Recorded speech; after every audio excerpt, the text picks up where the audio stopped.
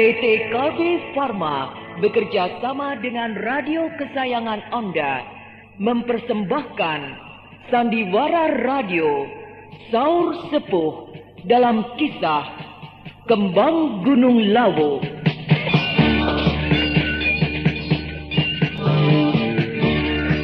Diproduksi oleh Haravana Record. Naskah karya Niki Kosasih. Hiasan musik dan sutradara Indra Mahendra. Pada kisah yang lalu diceritakan pekerjaan raksasa pembuatan pesanggrahan keramat Goa Pantai Selatan yang telah banyak menyita perhatian, yang banyak menyita tenaga, waktu, pikiran, serta biaya yang luar biasa besarnya, dan juga melibatkan beribu-ribu manusia, akhirnya selesai dalam waktu 6 tahun.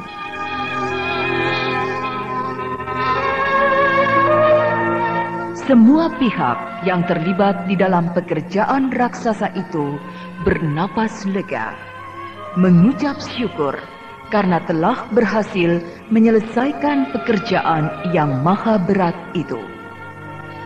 Patih Gotawa sebagai penanggung jawab dari pekerjaan raksasa tersebut memberikan laporan lengkap kepada Raja Kerajaan Madangkara, Brahma Kumbara.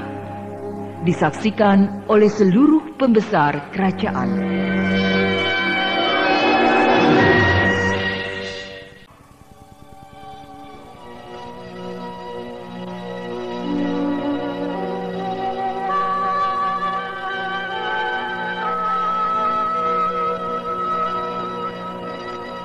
Duli tuanku yang mulia, Raja Agung Madangkara, Maharaja Brahma Kumbara.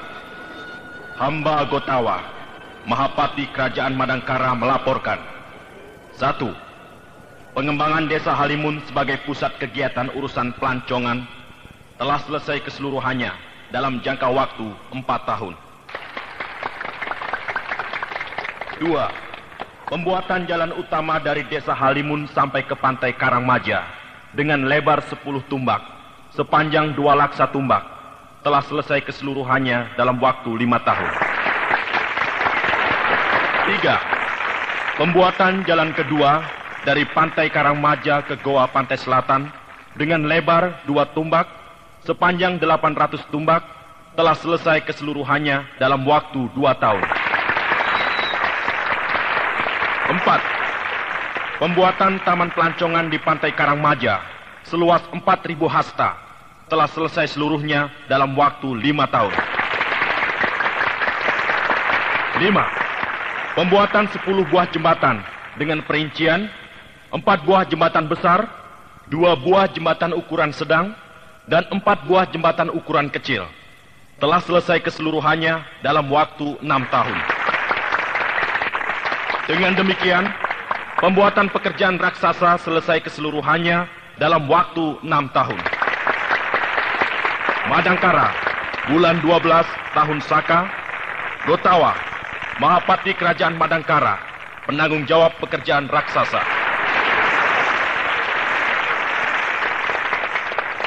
Aku Brahma Kumbara, Raja Kerajaan Madangkara, telah menerima laporan dari Gotawa, Mahapati Kerajaan Madangkara.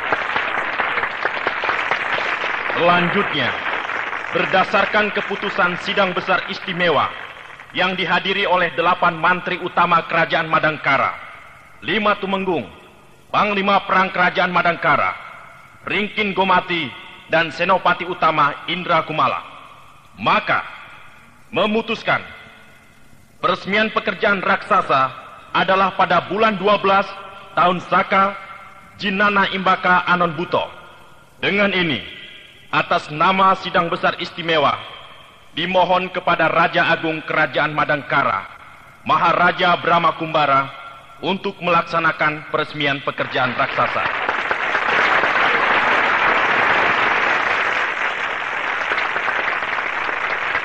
Aku Brahma Kumbara, Raja Kerajaan Madangkara, memberikan persetujuan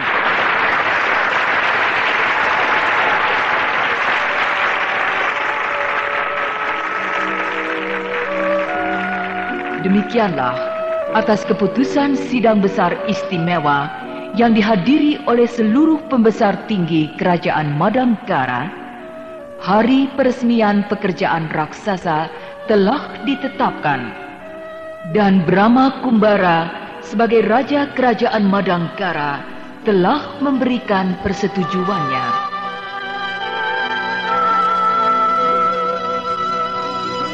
Setelah selesai menerima laporan, maka dilanjutkan dengan acara ramah tamah. Semuanya berwajah cerah, berbincang-bincang penuh tawar ria sambil menikmati hidangan ala kadarnya. Bertepatan dengan acara ramah tamah di istana raja tersebut, nampak seorang perempuan tua keluar dari pintu gerbang keputren, berlari-lari menuju ke istana. Wajah perempuan tua itu nampak cemas, panik, dan terus berlari-lari menuju ke istana. Siapakah perempuan tua itu? Dialah Emban, Bibi Emban Telasih, pelayan pribadi Gusti Permaisuri Dewi Harnum. Pengawal. Emban? Bukankah kau Emban Kaputren, abdi Gusti Permaisuri Dewi Harnum? Benar. Ada apa? Kenapa kau berlari-lari seperti dikejar setan? Izinkan aku menghadap kepada Tuanku Brahma. Wah, jangan. Di dalam istana sedang ada acara. Tuanku Brahma dengan para pembesar keraton, juga dengan para pimpinan angkatan perang. Penting sekali. Ada apa sih? Apa yang terjadi dengan Kaputren? Gusti Permaisuri Dewi Harnum akan melahirkan. Apa? Gusti Permaisuri Dewi Harnum melahirkan? Akan sebentar lagi. Waduh, bagaimana ini? Masa bodoh. Ayo, ikut aku masuk ke dalam istana. Iya. Ada apa kau, ha? Kau pengawal di muka istana, kenapa kau masuk ke serambi istana? Siaga. Ampun, Paduka Senopati Indra Kumala. Ada berita maha penting dari Kaputren. Bibi Emban, kau pelayan di Kaputren, kenapa kau nyelonong masuk ke istana? Ampun, Tuan Senopati. Gusti Ayu Permaisuri Dewi Harnum akan melahirkan. Apa? Akan melahirkan? Oh, Dewata yang agung, Gusti Permaisuri Dewi Harnum melahirkan. Belum, Tuan Senopati. Baru akan. Iya, sebentar lagi. Kau cepat kembali ke Kaputren. Aku sendiri yang akan melaporkan kepada Tuanku Brahma. Daulat, Tuan Senopati.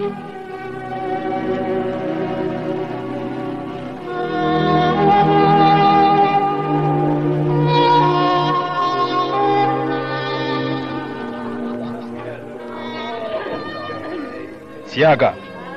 Hamba mohon ampun mengganggu acara ramah tamah tuanku. Hei, ada apa kau Senopati Indra Kumala? Kenapa kau panik? Wajahmu pucat dan tubuhmu gemetar. Gusti Permaisuri Dewi Harnum akan melahirkan tuanku. Apa? Istriku melahirkan? Maaf saudara-saudara. Aku mohon diri. Istriku Harnum akan melahirkan. Dengan seketika, semua hadirin di acara ramah tamah itu menjadi gugup dan panik. Namun, tersirat suatu kegembiraan dan kebahagiaan bahwasanya Permaisuri Raja Madangkara akan melahirkan. Dan itu adalah peristiwa yang paling penting dan bersejarah bagi sebuah kerajaan. Aduh, Kakang Patikutawan, kita cepat ke Kaputren. Kanda Dewi Harnum akan melahirkan. Iya, jangan panik. Kau juga panik? Kau duluan. Cepat pergi ke Kaputren. Aku akan ke rumah. Ada apa di rumah? Raden Bentar sedang berada di rumah kita. Iya, benar. Dia harus diberitahu. Juga anak kita, Patsi Jaladara. Iya. Dibawa sekalian. Iya. Senopati Indra Kumala. Siaga. ambil anakku Paksi Jaladara dengan Raden Bentar di rumahku. Siaga. Saudara-saudara, marilah kita segera pergi ke Keputren.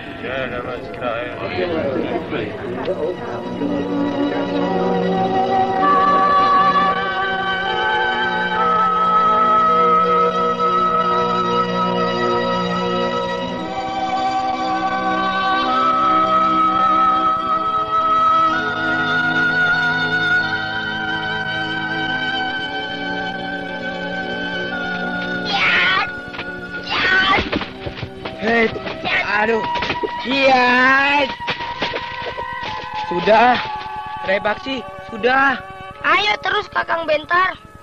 Sudah Rai Paksi, dari pagi kau main pedang-pedangan terus.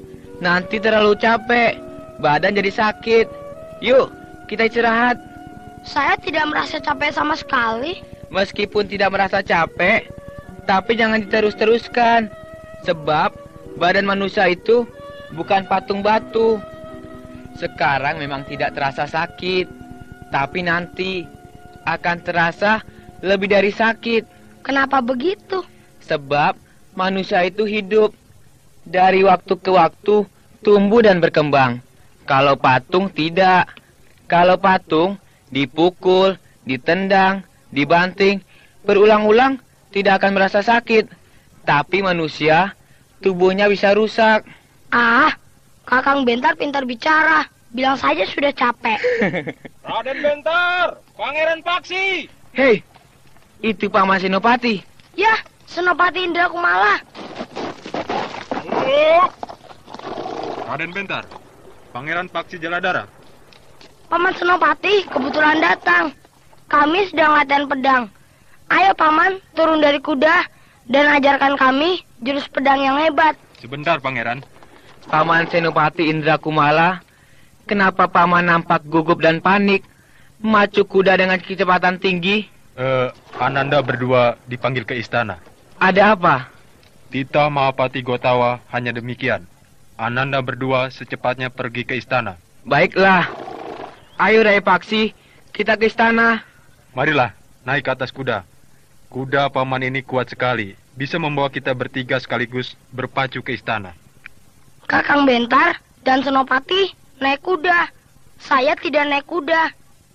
Saya akan berlari mempergunakan ilmu lari cepat. Pangeran Paksi Jaladara, sekarang bukan saatnya untuk latihan ilmu lari cepat. Nanti kalau pulang dari istana, mari dengan Paman berdua berlomba ilmu lari cepat. Ya, baiklah. Iya. Wah, pelan-pelan Pangeran. Paman sampai kaget. Ayo Kakang Bentar, lekas melompat naik ke punggung kuda. Ya. Hup. Ya. Kakang Bentar seperti perempuan. Kalau naik ke atas punggung kuda itu, jangan ragu-ragu. Tapi harus cepat. Iya, begitu. Siap ya. Awas, kita akan berpacu. Ya. Pangeran Paksi Jaladara yang tangkas dan lincah dengan cepat melompat ke atas punggung kuda, lalu menertawakan Raden Bentar yang nampak agak takut menunggang kuda. Tetapi dengan tenang, Raden Bentar melompat ke punggung kuda dan duduk di belakang Senopati Indra Kumala. Dengan cepat, Senopati Indra Kumala memacu kuda keluar dari gerbang rumah kediaman Mantili yang terletak di sebelah utara alun-alun.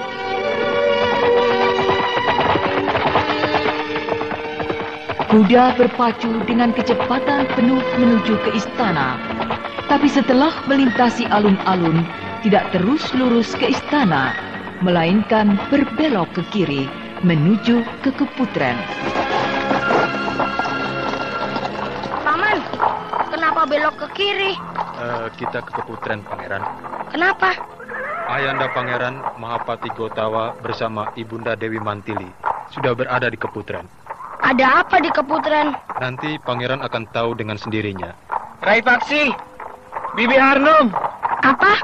Bibi Harnum? Ada apa dengan Bibi Harnum? Mungkin. Paman Senopati, Ayo lebih cepat lagi macu kudanya. Baik, Raden.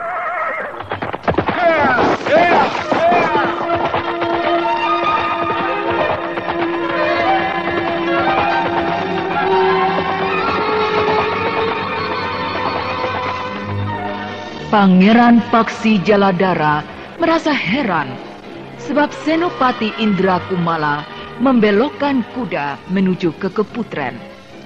Tetapi Raden Bentar yang memiliki naluri yang peka dapat menduga apa yang sedang terjadi di Keputren. Otaknya yang cerdas dengan cepat dapat menyimak suasana. Dewi Harnum yang sedang hamil tua dihubungkan dengan kedatangan Senopati Indrakumala yang serba mendadak.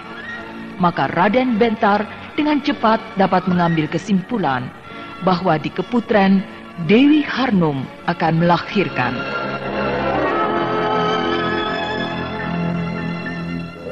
Pendengar yang budiman, para pencinta saur sepuh, di sini kami tidak menceritakan Mantili mengasuh dan membesarkan putra tunggalnya, yaitu Pangeran Paksi Jaladara, dari bayi sehingga besar. Akan tetapi, akan dihubungkan dengan selesainya pekerjaan raksasa pembuatan pesanggrahan keramat di Goa Pantai Selatan, yaitu ketika pekerjaan raksasa itu selesai, saat itu usia Pangeran Paksi Jaladara 10 tahun dan usia Raden Bentar 16 tahun dan Pangeran Wanapati putra tunggal Brahma Kumbara masih berada dalam perut yang sebentar lagi akan lahir ke dunia.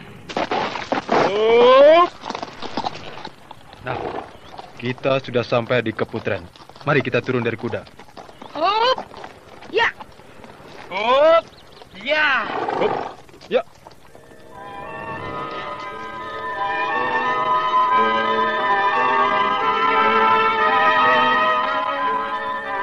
Kakang Bentar, lihat, banyak orang di Keputren. Pasukan keraton siap siaga di sekeliling Keputren. Lalu, para pembesar berkumpul, juga para pimpinan angkatan perang. Semuanya hadir. Rai Paksi, kita jangan lewat jalan depan, tapi memutar ke belakang. Ya, Paman Senopati, kami akan langsung menuju ke belakang Keputren. Baik, Raden.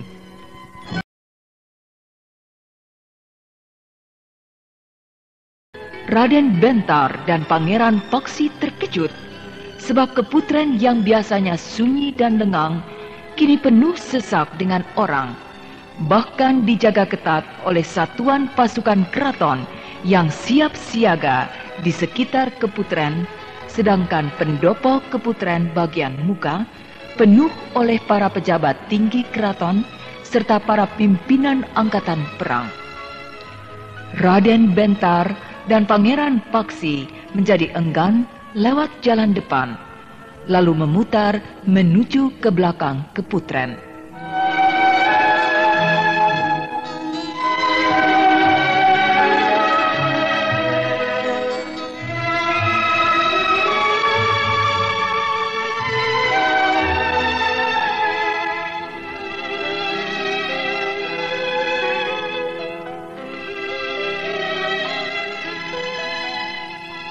Rai Paksi, lihat, di belakang Keputren juga sudah banyak orang.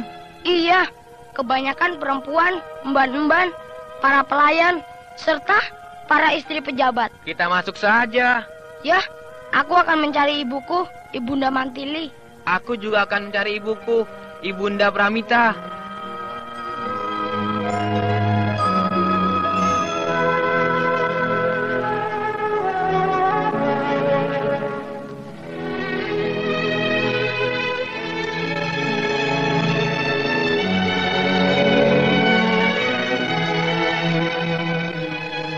Ibu Panglima? Iya. Bukankah itu Raden Bentar dengan Pangeran Paksi Jaladara? Mereka sudah datang. Raden, kemarilah. Bibi Panglima, ada apa sih rame-rame? Gusti Permaisuri akan melahirkan. Bibi Arnum? Iya, benar. Aku akan punya adik lagi. Iya, Semoga laki-laki. Kalau laki-laki, pasti akan gagah dan sakti seperti Ramanda Brahma Kumbara. Iya. Dan aku akan punya teman untuk latihan perang. Kita semuanya harus berdoa agar yang akan lahir adalah laki-laki yang nantinya akan menggantikan Tuanku Brahma menjadi raja kerajaan Madangkara. Ya, dia yang jadi raja. Aku akan jadi panglima perang. Lalu kau, Raden Bentar, kau mau jadi apa? Jadi apa saja, aku juga mau. Kakang Bentar jadi patih saja. Ya, boleh deh. Nah, Raden berdua sebaiknya pergi ke depan. Di depan banyak orang. Tidak apa, sebab Raden berdua harus berada di dekat Ramanda Mahapati Kotawa dan Ramanda Tuanku Brahma. Ya, baiklah. Di belakang keputren itu, Raden Bentar dan Pangeran Paksi disuruh mendekat oleh Gusti Dewi Ambita, istrinya Panglima Ringkin yang biasa dipanggil Ibu Panglima. Dan dari Ibu Panglima itulah Raden Bentar dan Pangeran Paksi mendapat penjelasan tentang Dewi Harnum yang akan melahirkan anak pertama. Setelah itu, keduanya disuruh pergi ke depan menghampiri Patih Kotawa yang sedang duduk menekur di tengah-tengah para pejabat teras keraton.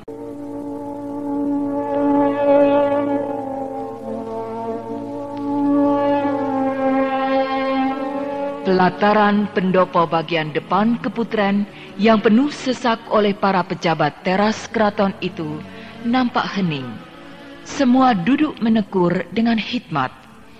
Dan tepat di muka pintu peraduan kamar pribadi Dewi Harnum, nampak para pendeta Brahmana duduk bersemedi. Dan di belakang deretan para pendeta Brahmana, nampak Brahma duduk pula bersemedi. Sedangkan agak ke belakang sedikit, nampak Patih Kotawa bersama Panglima Ringkin, Senopati Indrakumala, Tumenggung Jamali, Tumenggung Layu Watang, serta pejabat tinggi lainnya duduk berderet-deret. Semuanya duduk bersemedi, berdoa dengan hikmat, memohon keselamatan bagi bayi yang akan lahir, serta ibunya yang akan melahirkannya, melahirkan putra Raja Agung Madangkara, yang akan menjadi tumpuan harapan di masa datang sebagai pengganti Brahma Kumbara, pewaris takhta singgasana kerajaan Madangkara.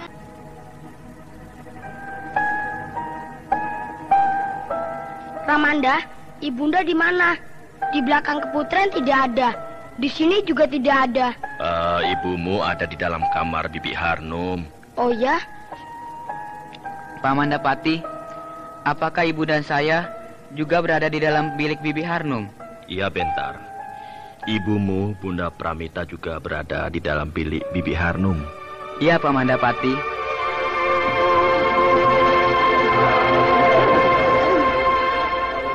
Asap dupa mengepul tiada henti.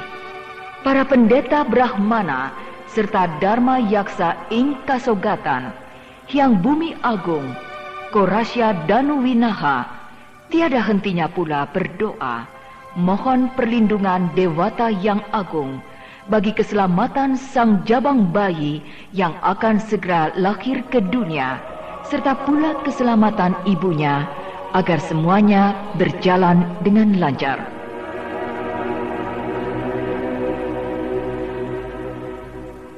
Sedangkan di dalam bilik peraduan kamar pribadi sang permaisuri Dewi Harnum, nampak suasana yang mencekam.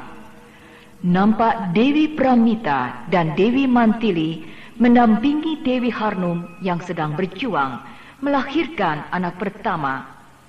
Nyai Kuraci, tabib perempuan, ahli dalam bidang melahirkan, dengan tekun dan penuh perhitungan membimbing Dewi Harnum agar kelahirannya dapat berjalan dengan lancar.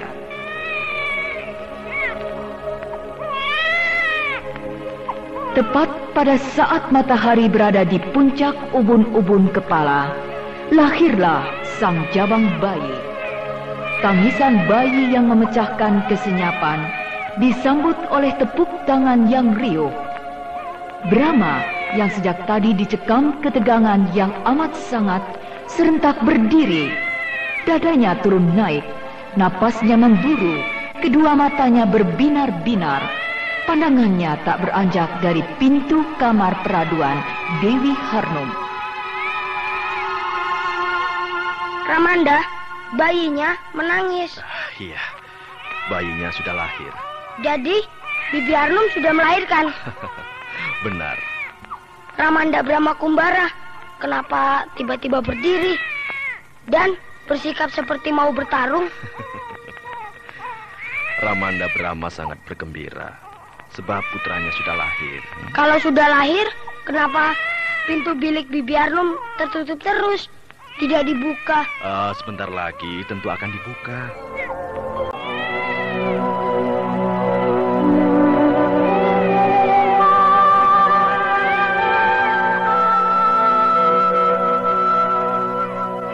Perlahan-lahan, pintu peraduan kamar pribadi Dewi Harnum terbuka. Di ambang pintu muncul Nyai Kuraje. Dengan tidak sabar, Brahma melompat ke pintu yang terbuka itu. Nyai Kuraje, bagaimana? Tuanku Raja Agung, laki-laki. Anakku laki-laki. Ibunya bagaimana? Selamat, tuanku. Oh, Dewata yang agung. Puji syukur. Silakan masuk, tuanku. Iya.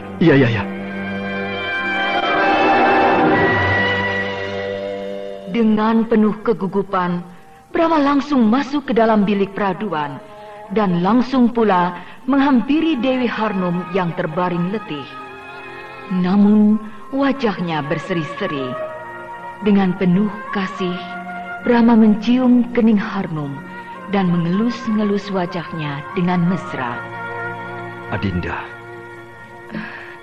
Kanda, laki-laki. Iya. Mana anak kita? Ini, Kanda. Oh, anakku.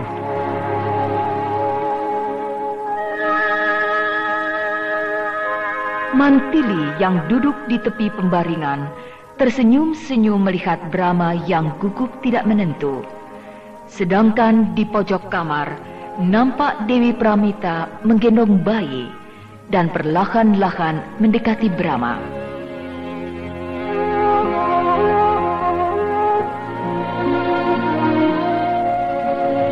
Dengan berdebar-debar, Brahma berjalan mendekati bayi.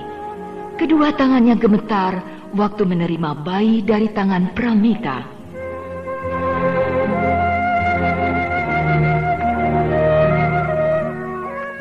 Laki-laki, tampan seperti ayahnya.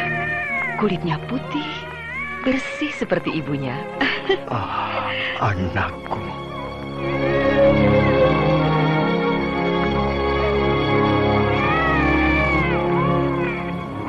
Inilah anakku, putra Raja Agung Madangkara. Aku beri nama Wanapati.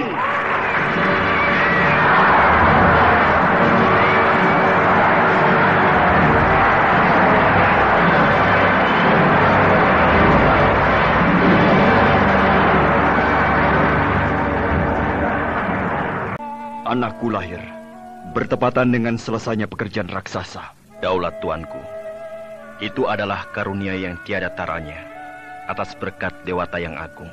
Untuk itu aku ingin mengadakan pesta yang besar dan meriah untuk menyambut kelahiran anakku, sekaligus merayakan selesainya pekerjaan raksasa. Daulat tuanku. Tumenggung Jamali. Daulat tuanku. 10 hari lagi akan diselenggarakan upacara peresmian pekerjaan raksasa. Nah, pada hari itu pula aku akan berpesta menyambut kelahiran anakku. Daulat tuanku. Tugas Patih Gotawa sebagai penanggung jawab pekerjaan raksasa sudah selesai. Maka upacara peresmiannya, sekaligus pesta menyambut kelahiran anakku, adalah tugasmu. Daulat tuanku. Segala titah tuanku, hamba junjung tinggi. Semua kegiatan upacara dipusatkan di desa Halimun. Daulat tuanku, segera hamba laksanakan. Nah, mulailah bekerja. Yang ditunggu-tunggu sudah tiba. Telah lahir bayi laki-laki, tumpuan harapan bangsa dan negara, pengganti Brahma Kumbara, pewaris takhta singgasana kerajaan Madangkara. Dialah Wanapati, Pangeran Wanapati, putra mahkota Raja Agung Madangkara.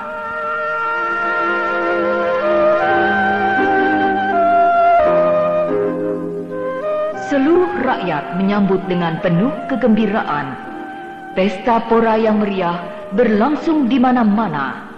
Kerajaan Madangkara diliputi kebahagiaan.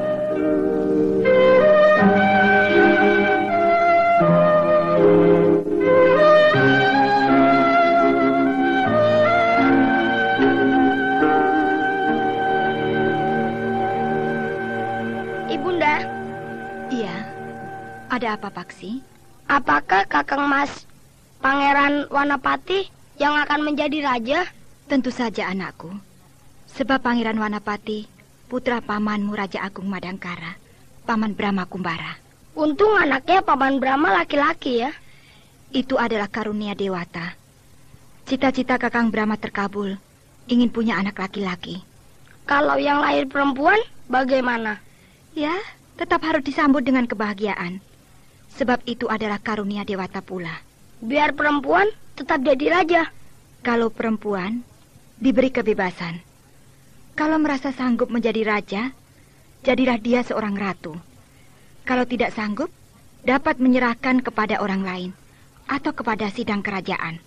Nah, di dalam sidang itulah akan ditentukan siapa yang menjadi Raja Madangkara.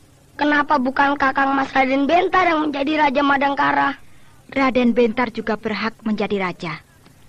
Tapi itu semua tergantung dari keputusan tuanku Kakang Brahma.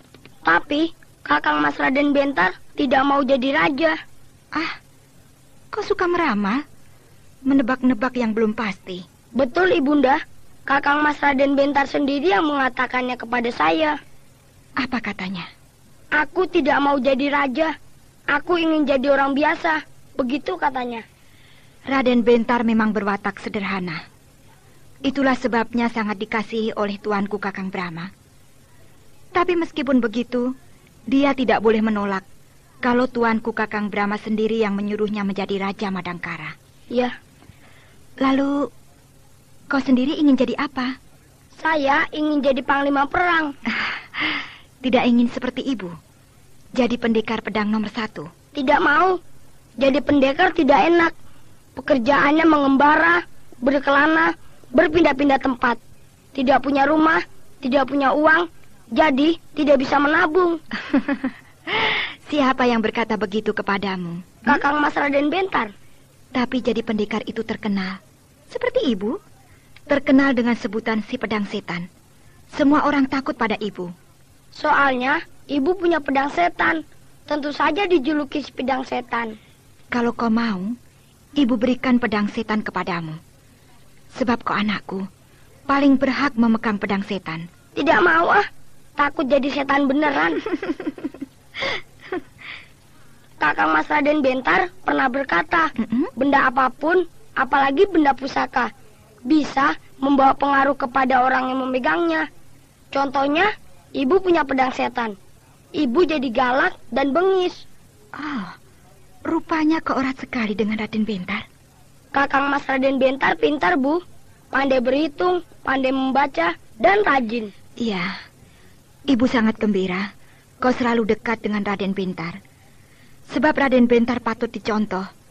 Dia anak yang baik, rajin dan cerdas. Ya. Nah, itu ada sebuah pendi berhenti di depan. Kakang Bentar. Iya, benar, Raden Bentar.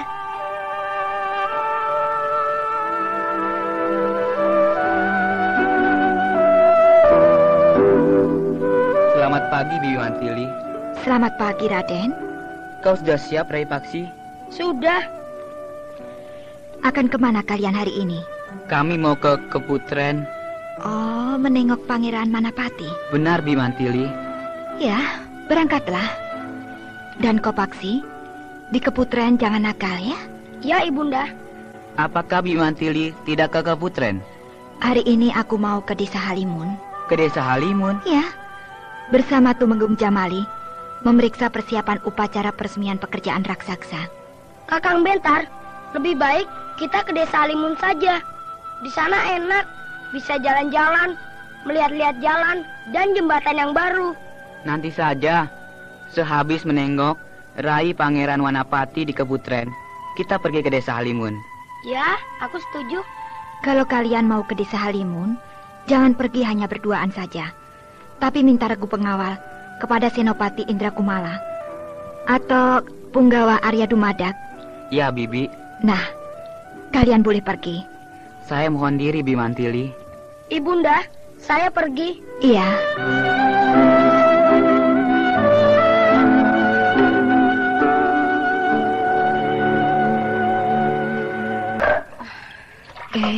Sudah.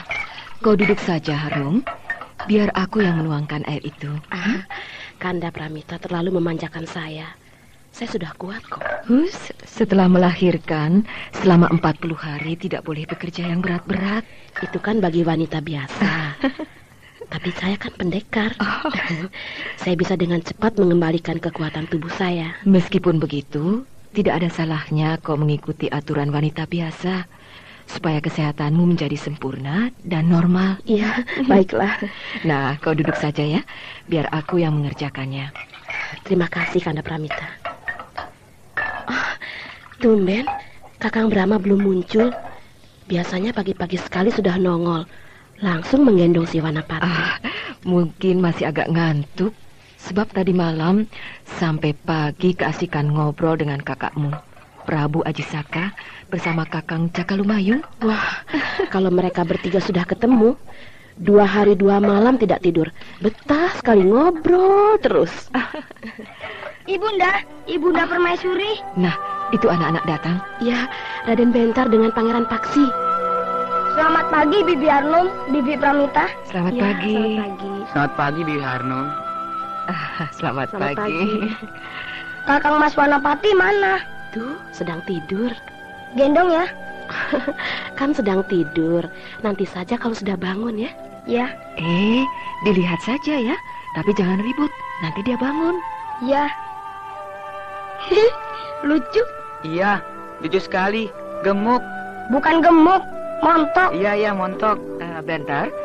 Tadi kau ke rumah bibimu Mantili? Ya, Ibunda. Sedang apa beliau? Akan pergi ke Desa Halimun. Oh, mungkin mau memeriksa persiapan upacara. Benar, Ibunda. Kami juga mau ke sana. Oh, ke Desa Halimun? Ya, saya dan Kakang Bentar mau ke Desa Halimun. Ingin melihat jalan dan jembatan yang baru selesai dibangun. Desa Halimun itu jauh, Nak.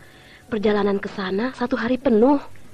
Kami akan minta diantar kepada Paman Senopati Indra Kumala. Ya, kalau begitu kalian boleh pergi ke sana. Sebab bersama dengan Senopati Indra Kumala, kalian akan aman. Wah, bangun. Dia lapar, minta makan. Cup sayang. Mau ya? Cup ya. Ini Dinda Harnum. Dia minta netek nih. Iya. Mari Kanda. Sayang, lapar ya? Wah, minumnya banyak lagi. Kan lapar kan? Iya. Kamu juga dulu begini, Paksi. Malam-malam bangun, menangis, terus menetek kepada ibumu Dewi Mantili. Lalu diam dan tidur lagi. Enak ya jadi bayi. Kalau lapar, menetek pada ibu sudah cukup. Jadi anak yang besar juga enak seperti kita. Kalau lapar, makan nasi jadi kenyang. Tapi kalau makan hanya nasi saja tidak enak. Harus pakai ikan baru enak. Kalau bayi kan enak. Hanya susu ibu, tidak usah pakai yang lainnya. Kalau bayi kan belum bisa lari. Kerjanya hanya tidur melulu. Paling-paling menangis. Hanya begitu saja. Jadi tidak membutuhkan tenaga yang berlebihan. Tapi kalau kita harus jalan kaki, harus lari, menulis, membaca dan sebagainya. Nah, jadi kita memerlukan makanan yang bermacam-macam. Ya. Daulat Gusti Ayu Permaisuri. Ada apa, Amban? Paduka Senopati Indrakumala telah datang. Mohon menghadap untuk menjemput Ananda berdua, Raden Bentar dengan Pangeran Paksi. Ya. Tuh, Senopati Indrakumala sudah menjemput kalian. Bersiaplah untuk berangkat. Ya, saya sudah siap. Saya mohon diri, Bibi Harnum, Bibi Pramita. Hati-hati di jalan. Hati-hati ya. Ibunda Pramita, Bibi Harnum, saya mohon diri. Ya. Hati-hati.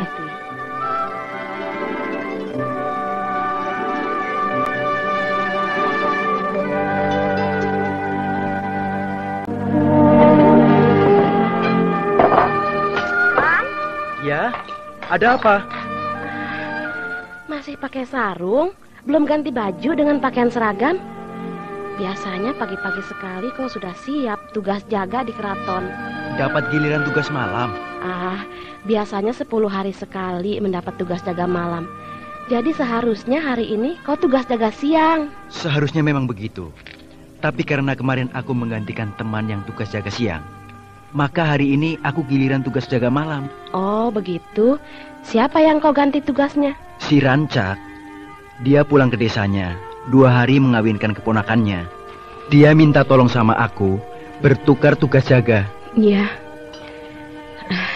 Di keraton tentu sedang dalam suasana yang meriah ya Kang. Sebab keluarga istana sedang bahagia. Gusti Permaisuri Dewi Harnum telah melahirkan. Iya. Untunglah yang lahir itu laki-laki. Kalau perempuan, wah bisa gawat juga. Gawat? Maksudku Tuanku Brahma dan Permaisuri Dewi Harnum tentu sangat gembira. Sebab cita-cita mereka terkabul, punya anak laki-laki yang dapat menggantikannya menjadi Raja Madangkara. Sebenarnya kalau yang lahir perempuan juga tidak apa-apa. Sebab Tuanku Brahma sudah punya anak laki-laki, yaitu Raden Bentar. Tapi Raden Bentar bukan anak kandung, Kang. Aku tahu. Raden Bentar putranya Permaisuri Gusti Dewi Pramita dari suaminya yang pertama. Tapi sudah diangkat sebagai putra sejati oleh Tuanku Brahma dengan resmi melalui suatu upacara yang suci. Nah, kedudukan Raden Bentar tak ubahnya sebagai putra kandung Tuanku Brahma. Jadi berhak menjadi Raja Madangkara. Meskipun begitu, tapi rasanya kurang pas, kurang sempurna kalau bukan anak kandung, darah daging sendiri. Anak kandung juga belum tentu lebih baik daripada anak angkat. Maksudmu? Kepribadian Raden Bentar sudah nampak dengan jelas. Wataknya yang baik merupakan modal yang besar untuk menjadi manusia yang arif dan bijaksana. Otaknya yang cerdas merupakan modal yang besar pula untuk menjadi pemimpin yang punya kepandaian tinggi. Perilaku Raden Bentar dan sepak terjangnya sudah melambangkan seorang putra raja. Iya, Raden Bentar memang terkenal sekali di kalangan rakyat Madangkara. Tingkah lakunya mirip dengan Tuanku Brahma, seolah-olah sebagai putra kandung Tuanku Brahma yang mewarisi semua sifat ayahnya. Nah, Raden Bentar sudah jelas memiliki dasar kepribadian seorang calon raja yang baik. Jadi mengapa harus kecewa bila mana anaknya Permaisuri Dewi Harnum itu perempuan? Sebab sudah ada Raden Bentar yang sangat pantas menjadi raja. Tapi kenyataannya yang lahir laki-laki kan, Kang? Ya, dan itu lebih baik lagi. Dengan demikian, Raden Bentar akan tersisih. Aku kira tidak begitu. Sebab aku yakin Raden Bentar yang baik itu tidak akan merasa tersisihkan dengan lahirnya putra Tuanku Brahma, lahir dari Permaisuri Dewi Harnum. Tapi kasihan juga, Kang. Tadinya Raden Bentar merupakan calon yang kuat untuk menjadi Raja Madangkara. Tapi sekarang tidak lagi. Belum tentu juga, Nyai. Sebab kalau Tuanku Brahma sendiri yang menunjuk Raden Bentar menjadi Raja Madangkara, siapapun tidak akan ada yang bisa menentangnya. Tidak mungkin Tuanku Brahma berbuat begitu. Sebab dia manusia biasa yang tentunya lebih sayang kepada anak kandung, darah dagingnya sendiri daripada kepada anak angkat. Tuanku Brahma memang manusia biasa. Terutama bagi orang-orang luar. Seperti kau yang tidak pernah menginjak keraton Madangkara. Tapi bagi aku yang tiap hari bercokol di keraton Madangkara, aku paham benar dengan watak Tuanku Brahma. Beliau adalah manusia yang sudah berada di atas puncak kemanusiaan.